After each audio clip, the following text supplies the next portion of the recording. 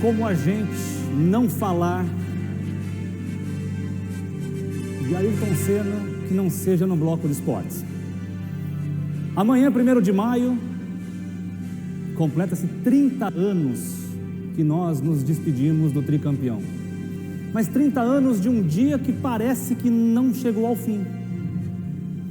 30 anos de um 1º de maio que todos nós nos lembramos exatamente aonde nós estávamos. Eu me lembro, eu tinha 10 anos, eu estava no bairro dos Jardins, em São Paulo, onde meu pai tinha uma padaria, e eu estava assistindo a corrida, o Grande Prêmio de San Marino, onde na sexta curva, Ayrton Senna se despedia para sempre do mundo. E parece que foi ontem que nós demos adeus, acho que ao esportista, ao atleta, ao brasileiro que mais tinha orgulho das cores do seu país.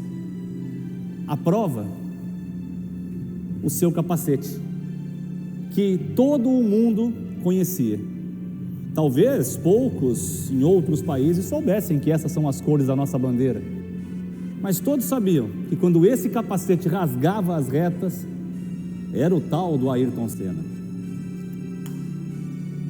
Um patriota de verdade, um brasileiro de verdade, acima de qualquer desconfiança. 30 anos sem Ayrton Senna. Em uma longa e exclusiva investigação, Roberto Cabrini volta à Itália e refaz os últimos passos de um dos nossos maiores ídolos. Personagens importantes revelam tudo o que viram e ouviram no fim de semana em que ele morreu. Um Senna muito além do que o ícone do esporte e os bastidores tensos da morte do tricampeão mundial de Fórmula 1. Você acompanha agora o primeiro episódio da reportagem Senna 30 anos, o dia que ainda não terminou.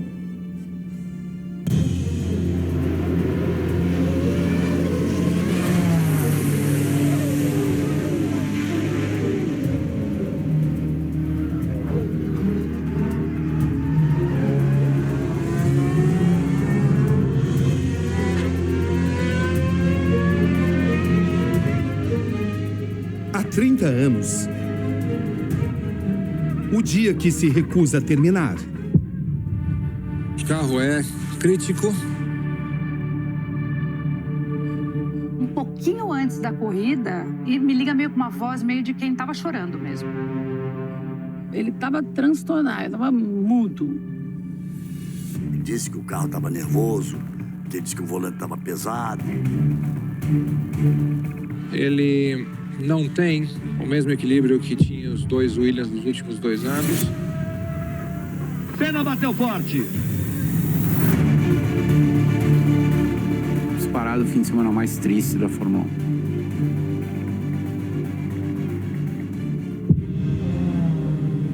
1. Uma notícia que a gente nunca gostaria de dar.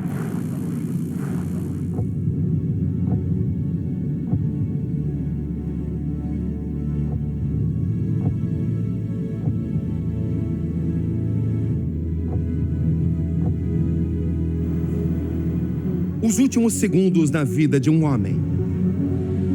Há 30 anos, Senna entrava na Tamburello a uma velocidade de 307 km por hora. Ele começa a frenagem de sua Williams. Me reencontro com Galvão Bueno, amigo de Ayrton Senna e meu companheiro de transmissões do último Grande Prêmio do Piloto. Carlos Eduardo Galvão Bueno. Roberto Cabrini. Que prazer te reencontrar. Rapaz. É emocionante, hein? Nossa. Quantas histórias, né? Muitas histórias. Que vem à mente 30 anos depois desse momento, Galvão.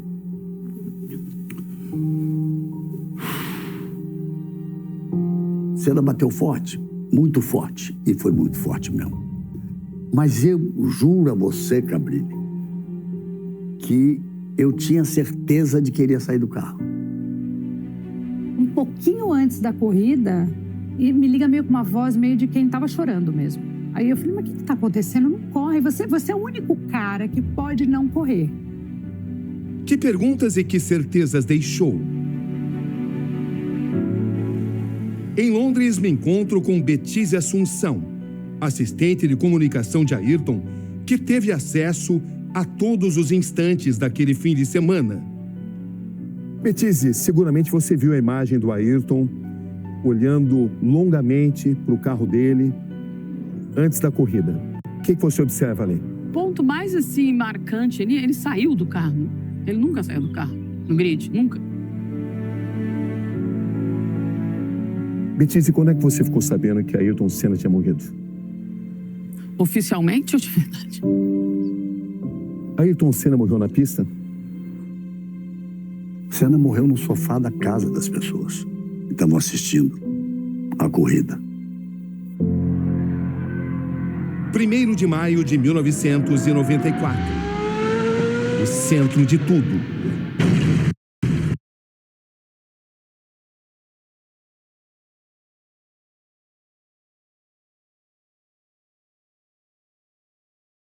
Em 1994, percorrer os quase 5 quilômetros da pista de Imola é como reencontrar a trajetória e o destino de Ayrton Senna.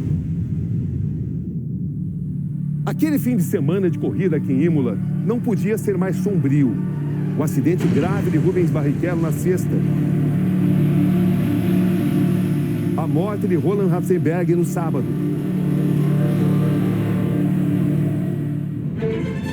O destino me conduziu aos momentos cruciais desses 30 anos sem ele.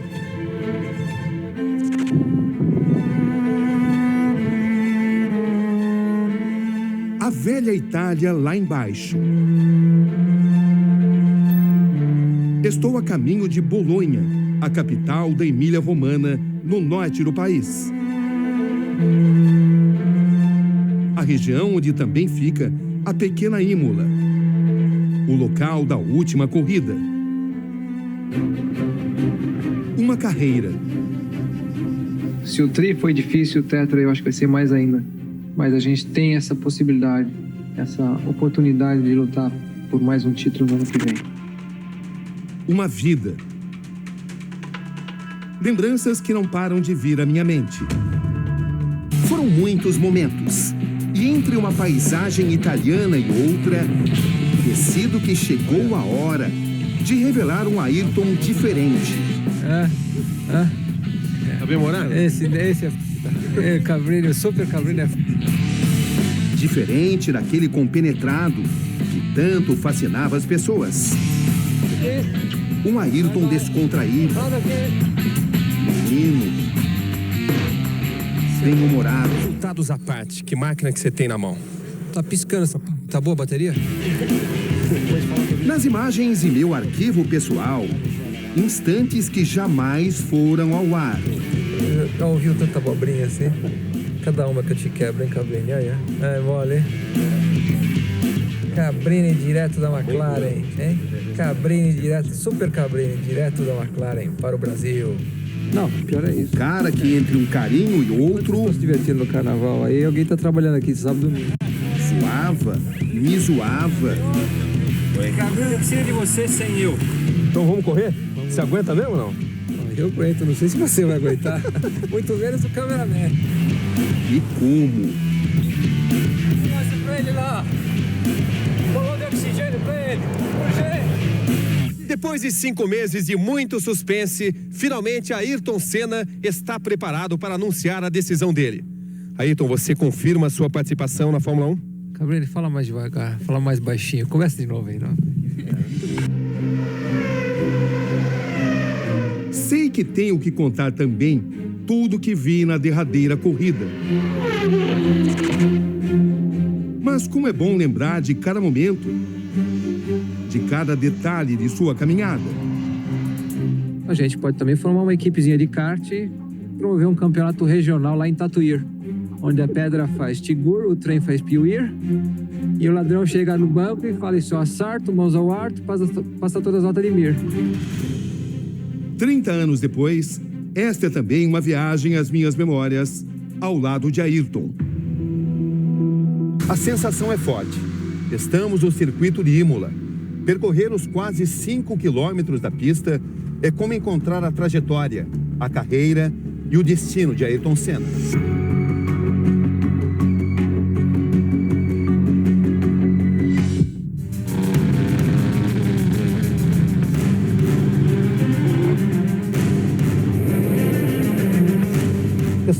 aproximando da reta dos boxes, onde Ayrton Senna percorreu seus últimos metros. Schumacher estava logo atrás. A Tamburello se aproxima. Um campeão sob pressão.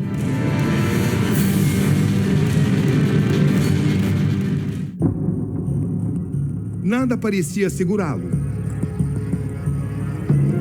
Atacava cada curva como se fosse a última. Agressivo e cerebral.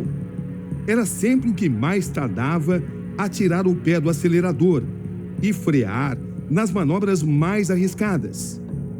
O equilíbrio perfeito entre reflexo e coragem. Quem foi o cara que usava esse capacete para você? O Galvão Bueno, a voz? Era um gênio na pista.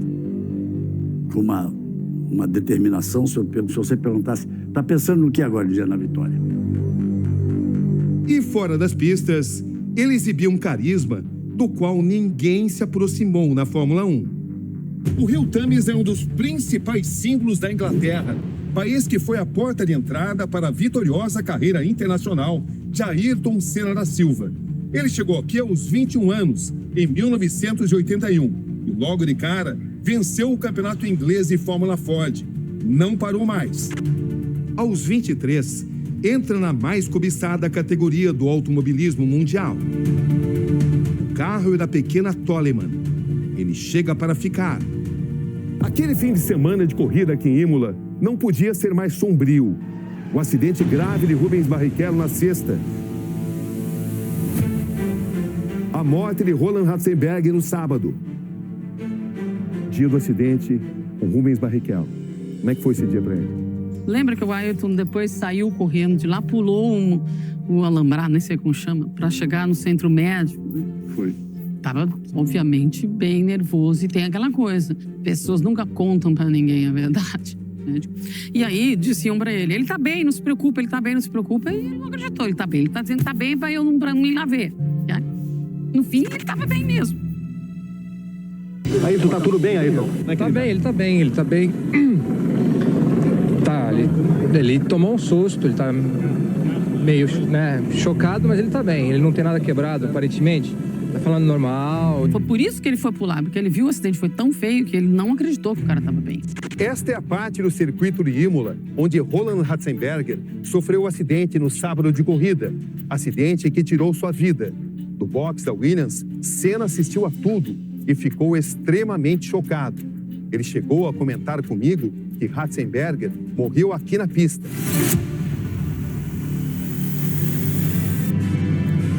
Bom, amanhã nós temos o segundo dia, o segundo capítulo dessa reportagem. Até sexta-feira nós vamos trazer as reportagens, a reportagem especial preparada por Roberto Cabrini. Roberto Cabrini era o repórter de pista naquele 1º de maio de 1994, o dia que o Brasil parou na frente da televisão e o dia que nós vimos pela última vez um capacete semelhante a este correr nas pistas de Fórmula 1. Para muitos de nós, um grande ídolo. Para mim, o meu maior ídolo no esporte desde que eu me conheço por gente. Eu era pequeno, meu pai me acordava aos domingos de manhã para assistir a Fórmula 1. Hábito esse que eu carrego até hoje. Claro que depois da morte de Ayrton, perdeu um pouco a graça? Perdeu. Tivemos alguma esperança com Barrichello, com Massa, mas nós fomos mal acostumados a ter o campeão Ayrton Senna. Se vai existir outro Ayrton Senna, é o mesmo que perguntar se vai existir um outro Pelé. É o mesmo que perguntar se vai existir um outro gênio do esporte, da música, das artes. Amanhã, 1º de maio, é o dia que nós iremos chorar mais uma vez, eu certamente, a morte de Ayrton Senna. Mas durante toda a semana, você vai acompanhar no Balanço Geral trechos dessa reportagem especial, dedicada a este homem trabalhador, dedicada a este homem que tinha uma paixão incomparável com o Brasil. Ele foi e ele é herói, porque ele respeitava e era patriota, defendia sua pátria e ganhava o seu dinheiro de forma honesta, com muito trabalho e com muita dedicação. A você mais jovem, que queira ter um ídolo para seguir, pense, Ayrton Senna pode ser, e certamente é, o maior ídolo de que o brasileiro pode tudo o que ele quer, com honestidade, com suor, com lágrimas e com muita garra. Amanhã, o segundo episódio do especial 30 anos sem Ayrton Senna, o dia que nunca acabou. E eu quero fazer um agradecimento especial ao dono, né, deste capacete, que durante a semana ele nos emprestou, que é o Mariozzi Garage, que é o proprietário deste capacete e que gentilmente nos cedeu essa semana para que a gente pudesse ilustrar essas reportagens que nós vamos fazer. Caroço, por favor, guarde o capacete do Mariozzi Garage, guarde lá com todo o carinho e todo o cuidado, porque ele nos remete a lembranças fantásticas e maravilhosas. Exatamente, isso aqui... Você está fora do enquadramento, chega mais para cá. Aí. Isso aqui é todas as lembranças que eu tinha 6 anos, eu assisti essa corrida. E todo mundo sabe o que estava fazendo naquele 1º de maio. Então guarde lá, guarde no nosso cofre lá com todo o carinho, porque esse aí realmente, só de olhar já dá arrepio. Exato. E amanhã tem mais esporte aqui no nosso Balanço Geral.